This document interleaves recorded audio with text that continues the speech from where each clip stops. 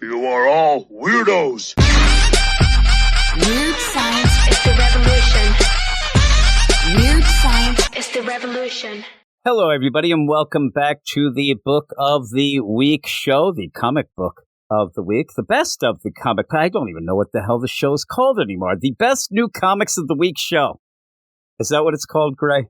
I think it is. We're not doing the Morrison, are we, at the moment? No, I don't know what I'm doing. The whole thing of this is we've only done it for like 20 weeks, and I have no idea what's going on. Every time feels like the first time. It is. It's the first time, indeed, like a virgin. We end up with the best comics of the week show for the week of 7/12. These are books that actually did come out on the 10th of July.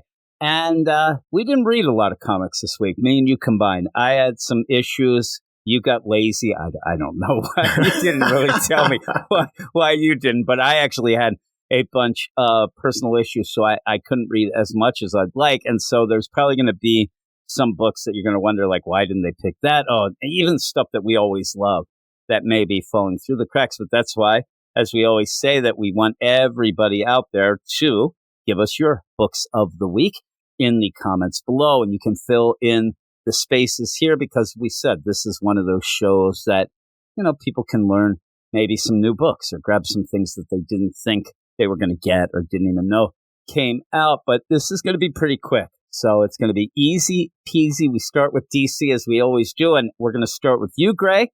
What is your pick? Okay, my DC pick is Batman Gotham by Gaslight, The Kryptonian Age, Issue 2. It's written by Andy Diggle, shout out to a UK guy there, and art by Leonardo Fernandez, Jim. So, you read the first one. Did you enjoy it? I can't remember. Yeah, I liked it. I said the first one, I was, the only thing was I was confused of why it existed. Yeah. It just felt weird. It felt odd, and I didn't really get the full tone or vision of what it was, but I still did like it. I actually said it was intriguing. So, how about this one? I was surprised it was going for 12 issues, which is a bit weird, but yeah, this is good. I've seen some criticism, people saying it's a bit boring or it's a bit confusing, but conversely, I'm enjoying the setup. We get to meet this version of Adam Strange in here, and he's like on this crazy mission out into Antarctica, very Lovecraftian, Jim, Mountains of Madness and all that. We also get a very strange-looking John Constantine, who is the court magician for Queen Victoria. He's got a really dodgy haircut, I've got to tell you. Yeah, he does. I'm looking at it now as we go, and I'm looking. It looks really cool. And again, it might end up being one of my favorites of the week. I just haven't read it, but boy, I don't like that haircut. He should do a comb over the other way. Like he's combing over like to the left, but he should be going right. Like he's leaving a lot open there. It looks pretty bad. Like if they made him old, I could almost understand it, but he's not. He looks quite young, doesn't he? But he's just got a really dodgy haircut. So there we go. It looks weird. And some mutton chops he's got there too. Jeez. He's what usually used to call those? Side of the phone or headphones. The thing is too, he's supposed to look like Sting. He looks like he got stung or something. I mean, he looks bad. He looks really bad. Where's your rim shot, Jim, when you need it? Yes, really. I should have done Fantastic. that to let everybody know that was a joke. But yeah, I'm looking. I like Adam Strange. It's a weird book, though. It is a weird thing. I can see why people would maybe not criticize it, but wonder. Like I said, I didn't understand what was going on fully in the first issue, but I think it's still intriguing. So, yeah. I mean, is it still that? Because I'm going through it.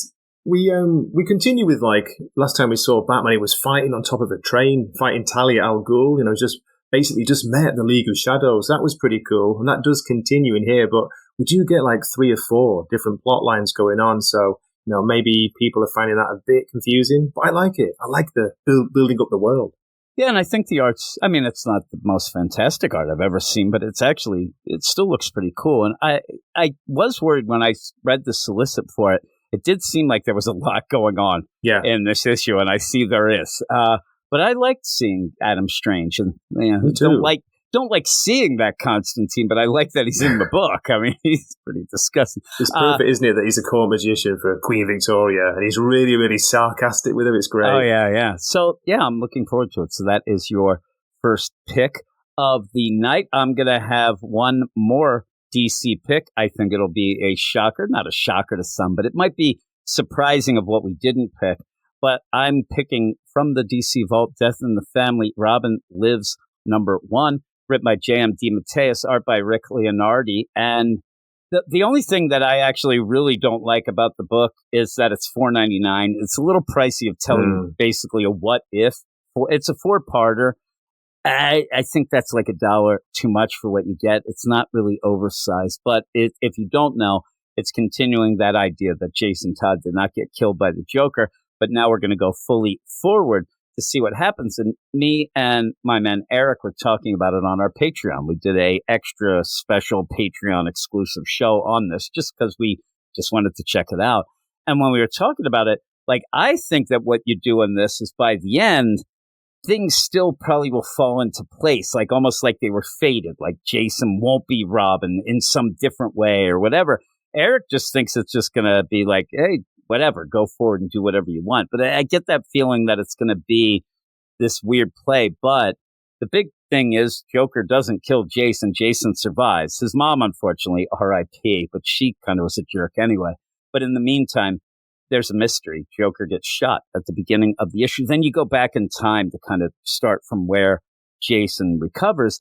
And it's kind of set up that like a Batman or Jason Todd. Obviously, Batman's not going to shoot the Joker. He's on the scene, but I'm wondering if it is Jason Todd, if it's somebody else.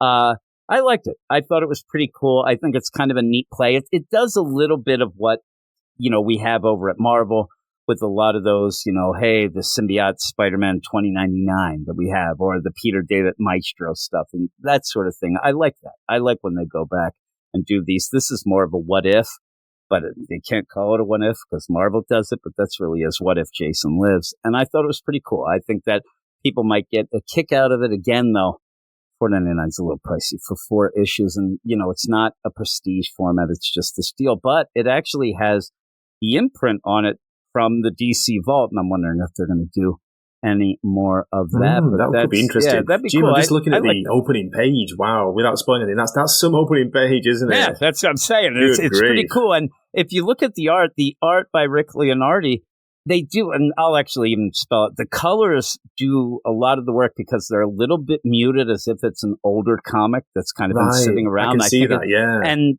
even, I think that Rick Leonardi goes even beyond just making the art look like, back in the day. He actually, to me, the panel layout, because there's pages with like more panels than you ever see nowadays. Like you end up with like a 8-panel deal, or then you go to like a 3, then a 9. It's pretty cool. I thought that it looked the part.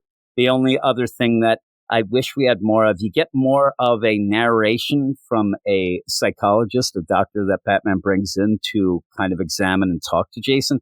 I would have maybe liked to have Jason's, point of view a little more, though he is pissed. Poor Alfred. At one point, poor Alfred's just like, I think that you should go out for a ride. And Jason slaps him, like, get out of here. I told you no. And he gets there. And also, Alfred cooks Jason's favorite breakfast. If you didn't know, it seems to be eggs with mozzarella cheese. And because Alfred's British, chips. No smoked kippers then, Jim. Yeah, I'm like, this thing looks shady. He looks shady. And then me and Eric on the thing, we got in an argument because I don't think I'd ever want to have a omelet with mozzarella cheese. That does not sound anything. Sounds a bit weird. Jim, just to make this clear, this is a new story, isn't it? Yeah. It's a new like what if. So it continues after. And actually, it's funny. It actually doesn't continue after Death in the Family. It starts like 2 issues by the end of that. So if you are aware of the Death in the Family, when the Joker becomes the Ayatollah of rock and roll, when he ends up dressing up, that kind of gets squashed. The Ayatollah in Iran actually comes to his senses and is like, yeah, we don't want the Joker. So the Joker's like, what? I don't have diplomatic immunity? And then he has to go back to the U.S., which starts a lot of stuff. But he still does hurt Jason. Jason still was hurt and was in the hospital, but he's survived. Okay. So it's pretty cool. I'm going to check it out. On your recommendation, I will read it. Yes. But we'll move on to Marvel. And again, I know that there's some very popular books. I'm thinking more Green Lantern. Like, I'm sure that people will put that in the comments. Neither of us got to read it. I said, I'd rather come in with a couple books and then rely on everybody. I was looking forward to Action Comics, Jim. Well, it was pretty good, but it was pretty goofy. Yeah, weird. It was. Yeah, it was very odd. Eating a gun. Very odd. That was a anything bizarre with scene. eating a gun, I can't put as best of. That's just a new rule. Most bizarre scene I've seen in Yes, comics it was this so week or this odd, month. so bizarre. But yeah, again, I'm sure a lot of people like Green Lantern. I heard that it's pretty good, but if you did like it, let us know in the comments. We're going to go to Marvel. Marvel had a ton of books. Me and you both have one, and it's the same one. And they had a ton of big books. I mean, we had some Ultimate Universe Ultimates. We had the X-Men #1. But, Gray, you go and tell us what our pick is. Okay, well, here we go. It is Get Fury, issue 3, written by Garth Ennis with inks by Guillermo Ortega, pencils by Jason Burrows, of course. Yeah, I can't believe it's issue 3 already, Jim. I kind of not lost track, but I was like, wow, we are kind of flying through this. And did you know, I've got a bit of a scoop for you, possibly. This was written back in 2019. That's what I heard, and it's been kept in their vaults, in Marvel's vaults from the Marvel vault. And yeah, that happens a lot. That actually, it doesn't surprise me. Here's the thing, though, it's cool, and again, it's pretty awesome. Maybe if they're allowing it out now, right? But maybe they wouldn't have him write it now, and they just we have it already because of what they've done with the Punisher and everything that's going on. But it kind of shows you that a good story is a good story, because I do like it. It's so different from anything at Marvel right now, because I mean, here's the thing. You just go and you read it and you're wondering, like, okay, what's going to happen in this one? Is guy going to get his junk cut off? Are they going to end up flaying his face? What's going on? You're like reading it and it ends up out of nowhere. I'm like, oh God. Like, there's always that scene. How far could you go, Garth? Out of the crazy deal where this guy is running and you just get nonsense. But yeah, I liked it, and it continues. It's kind of a slow burn. It is, right? Yeah. I mean, I like it though. I like the characters. I like the story. Last issue got a little bit more convoluted when they were going like.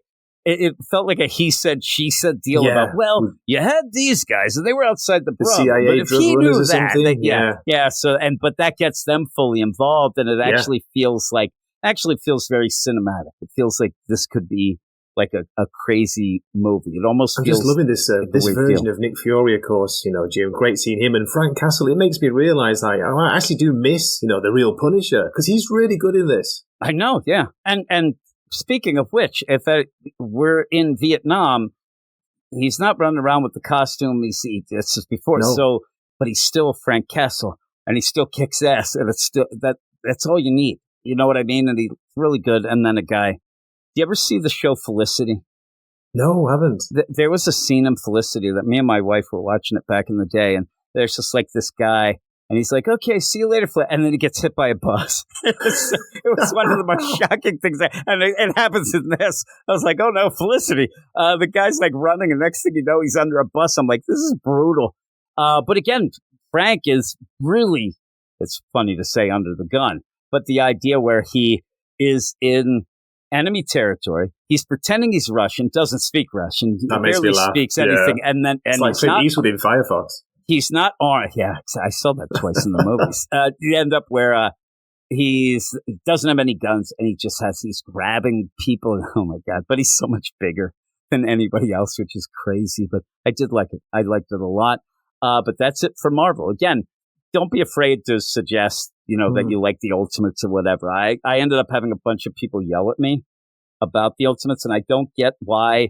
Just because I don't like it, that they got it. Yelling at me. Jim, like it's the idea. It's weird. Like if they yell at me, then I want to yell back. But what does that solve?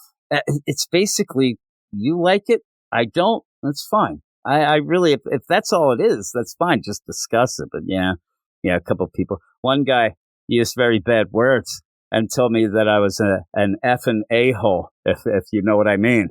That's not even Pig Latin. Yeah, because I didn't like an issue. That was me, wasn't it? Okay. It was. Actually, it was my mom. She ended up commenting on the book. But we're going to go to where the action is at now, because that's indie stuff. And we've really liked a lot of indie books lately. And I'll start with Dawnrunner, #4, written by Ram V with art by Evan Cagle. I really like it. I'm not a huge Ram V fan at DC. I don't like his stuff at Marvel either. I think that he does better with his own stuff, and he's developing. There's a part in this by the end of this Dawnrunner issue that I don't know what the hell happens. I have no idea. We ended up having it on our indie podcast.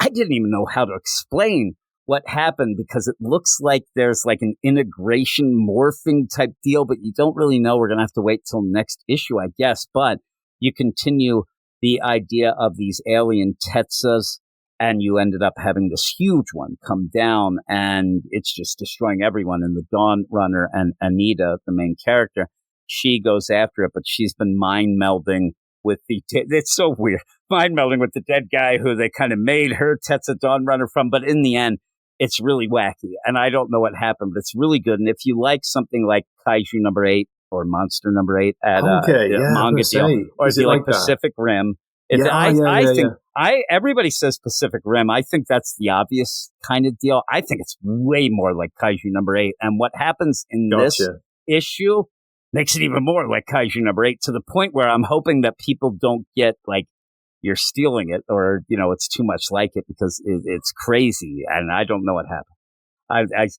I can't tell you enough. I need to get back to this, Jim, because I did read the first one on your recommendation, but I kind of lost track really, of it. really good. It's one of those where, I don't know, it just kind of tickles my fancy every time it comes out. So I'm putting that. Kegel's art is really good, by the way, isn't it? Yeah, it is. It's really, really good. Now, the next book is going to be your book, and this is something that I had plans on reading the first issue, because the second came out. I was going to read it because so many people told me that it was so good. But what is it? What is it? Is it Precious? It's Precious Metal number 2. Sorry, I was miles away. Precious Metal issue 2. Yes. Just let me get the credits for this, because it's got a writer with a name I can't pronounce, Jim. It's Darcy Van Poltergeist. No, it's not. Darcy Van Polgeest. Polgeest? Yeah, I think that's what it is. Yeah. The art is by Ian Bertram, and it's mainly for the art that got me to try this out. It's crazy, psychedelic, Travis Moore style art, Trad Moore, I should say. The colours are also awesome in this. Just let me check the colourist. Matt Hollingsworth, yeah. Okay. Colours are amazing, Jim. I don't even know how to describe it. It's insane. It's science fiction fantasy. It's completely bizarre. It's got like bits of body horror in here, but it's also got a family story. It's very moving. If you've read the series Little Bird, it's got the same characters as that. So there we go. Yeah, but you don't have to have read that to get this. Yeah, I haven't read it. I will tell you that one of the reason that's so crazy, because some people will say I'm insane. The reason I didn't read it at first, I did not like the cover for the first issue. The guy on the cover, it scares the crap out of me. So I'm telling you, I looked at that guy and I'm like, I don't. So then the second one came out and I'm like, I don't know if I like that cover either. Like, it's very it's the idea of, it doesn't really give you or give me the idea of, okay, I understand what this book's about. It's just kind of like stylistic. It's a striking image, isn't it? Yeah, it is striking. It's just, I'm telling you, it's not pulling you in though. No, that first one didn't. I avoided it. It scared me. But you end up where so many people have said, and I even, when we were going to do this, I get like the outline, and then you tell me what you have. I was going to put this on it immediately because I knew that you would like it. I knew that this was one of the books that you like, and I wanted to catch up on it because it's only 2 issues in. So I'll read it. These are big books, Jim. We're talking 50 pages of story in each issue, just to let you know. Yeah. But it's not dialogue heavy. It's not narration heavy. So, a lot of it is art. So that kind of, you do go through quite quick, surprisingly. I don't like the reading. It's the thing. Like, I read the comics. Actually, I don't mind it, but I just paged through issue number 2, and I think you're right. There's not a ton of dialogue. Like, there's not a lot of word bubbles or anything that have more than a couple words, which I do appreciate because I do have problems with my concentration. But I'm going to check it out. I'll check it out, and then the next issue, me and you can talk about how confused we are. Is what it seems like. Just something different, again, something original, something like new and inventive. Just give it a shot. Yeah. Even the people who told me to read it, I said, well, what's it about? What's going on? And they couldn't explain it well either. I'm like, no. Really? But if a bunch of people, actually, if more than 2 people say to me, oh, you got to read this book, I have to think, yeah, it's got something. So I usually do check them out. Not that I love them all, but we're going to move to the next one, which me and you really liked. I think that you liked it a little more than me, but I'll tell everybody. It's Transformers number 10. And there's been kind of a battle in some of the comments on the channel of which is the better deal, the Ghost Machine versus the Energon universes. The best is that we all win because they're good books.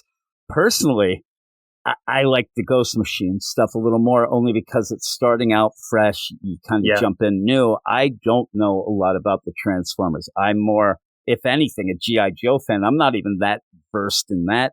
But the Transformers, it's good. And I have it on my list, too, because I thought this was a really, really good issue. There's just these wow moments that I think I'm missing out on just because I'm not that, like I said, well versed in but I'm getting there. But Transformers number 10. Yeah. It's written by Daniel Warren Johnson, who's coming to the end of his time on it. And that's where I'm really worried. But we'll see. Art by Jorge Corona, which I think he does a great job. I know so many people were like upset and worried when he jumped on and Daniel Warren Johnson stepped away on the art. It didn't miss a beat in my mind. And that's fantastic. A big deal to say about like a Daniel Warren Johnson art. I liked it. It's a Beachcomber story for the most part at the beginning. Then you get hit by a huge cliffhanger that we won't spoil in case somebody hasn't read. But the Beachcomber stuff is great, right? It's so good. It is. And we were talking before we started recording, didn't we? But I was getting like Big Lebowski, vibes from him. He's so cool. He's so laid back. He's like the dude, the dude abides. But that scene where he's smiling at him early on, that scene we talked about, is so well done. He's sitting on the moon for just centuries. And, biding his time. And looking at Earth and thinking, that looks pretty cool. And then the lunar lander comes and you see him in the back and he's like running towards it. Made me laugh.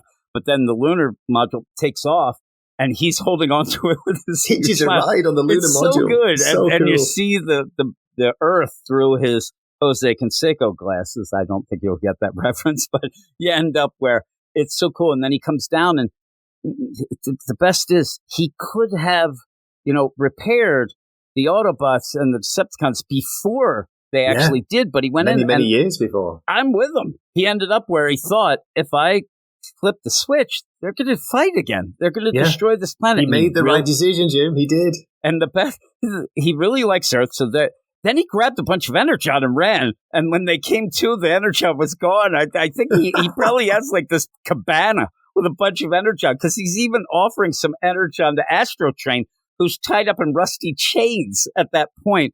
And he's there with Spike. And again, it's a good way to give because legitimately Daniel Warren Johnson is giving us that part of the issue is almost an environmentalist type message. Yeah. But it's not forced. And it's nothing really. You know what I mean? That's what makes it work so well. It isn't forced. It's natural. It's part of the story. Yeah. And you end up, it works for the characters. It works for all that. So when you see it, but he is really saying like these machines that I'm part of are going to ruin the planet. I don't want that.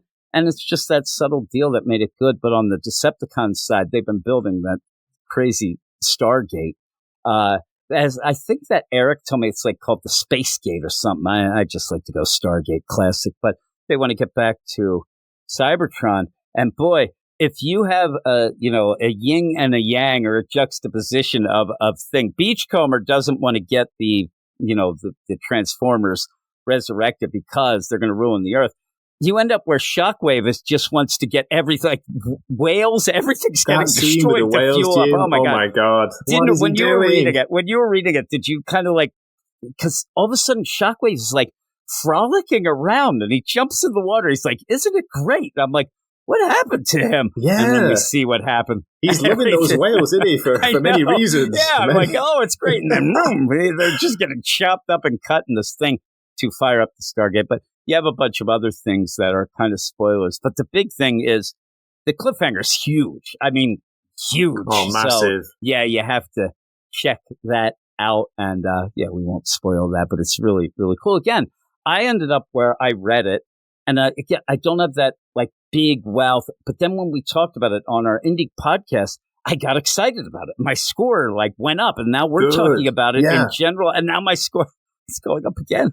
I know what you mean. I'm the same. When I did a review of it as well, and as I'm making the review, and rereading it for the review, it's like this is getting better each time I read it. This is really good. It was really good. Yeah, I suggest people maybe read it a couple times. It got a lot better. But we have one last book, and I don't know how we spent this long a time. We don't have many books, and it's still the same time. I think we have it in our head that it's like this timing that we have to have. But the last book is Geiger number 4, Ghost Machine that I was talking about that battle with the Energon universe versus Ghost Machine. Geiger, number 4. And Geiger is probably my least favorite of the Ghost Machine books. Out of the 3? Okay, interesting. But still, it's really good. Like, it's still really good, isn't it? Yeah. I tried to explain, like, if you have a 1, 2, and a 3 as your top 3, it's not like that. I think right now, Rook Exodus is 1. I think Redcoat is like 1.2. And then you have a 1.5 for Geiger. Like, any of these books would be number 1 if they were by themselves or at another company to me. I like them that much. But Geiger's written by Jeff Johns, art by Gary Frank, and it's only $3.99. So I think everybody should jump on. And here's the thing. If you aren't reading them, if you have a reason or whatever, that's fine. But if you're just not reading because, I don't want to get involved with that, or Jeff Johns will be late on at point, whatever, I suggest you get on. And get on now while it's kind of easy. We're only 4 issues into this and 3 in the others. There'll be a 4th coming out. I think Redcoat comes out next week. It's well worth it. I can't wait, Jim. Can you, like you were saying before, what a great dilemma to be in. You know, we've got the Energon universe and we've got the Ghost Machine universe, and they're both really, really good right now. It's great. Yeah, I ended up where I went through, because we have this indie podcast and we do indie reviews on the page. And I end up where I'm looking through it, and like you said, I got pumped. I saw Redcoat was coming out. I'm like, me too. When I saw the cover, I was like, oh, yes. And then I saw, not that I love the first issue, but Deathstroke comes out, and I'm like, cool. Like, I hope that gets better. A lot of people still like that. But when I saw Redcoat, it's like, okay, there's at least one book that I'm going to really like. So, but Geiger ends up where Nate, the nuclear knight that is hanging out with him, becomes a complete and utter gem, while this villain, the electrician, is stolen and keeping captive Barney, the 2-headed dog. And it's pretty much John Wick.